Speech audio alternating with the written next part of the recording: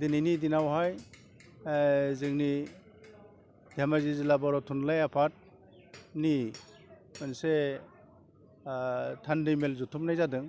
बे थान्दै मेल जुथुमनाया जों सानदोंमोन मोनसे गाजा गोमजायै बेखौ खुंनायनि लाहार फाहार खालामनांगौमोन, नाथायबा आथिखालनि जिहेथु कर'ना भाइरासनि गोहोम एफेक्ट, बे एफेक्ट आरो गोहोमनि थाखाय जोङो बारा मानसि लायालासिनो जिल्ला आफादनि गासिबो थान्दै आरो आनसलिक आफादनि मावथि बिथांमोनखौ बाङाय सुबुंनि गेजेरजों, बाङाय थान्दैनि गेजेरजों जोङो जिल्ला आफादनि बे थान्दै मेलखौ खुंनो आखायाव लादों। दा जों आसा खालामदों दिनैनि बे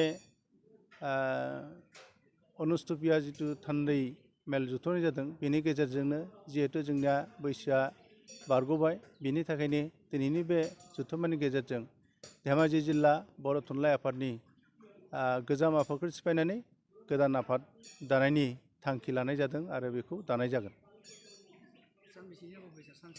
आरो बेयावहाय जोङो सानाखै जे बे मोनसे एसे बाङाय सुबुंनि गेजेरजों, थान्दैनि गेजेरजों जिहेतु खुंनाय जादों, बेनिखायनो जों गोलाव मोनसे हाबाफारि लायाखै एबा साननै सानथामनि हाबाफारि लानाय जायाखै।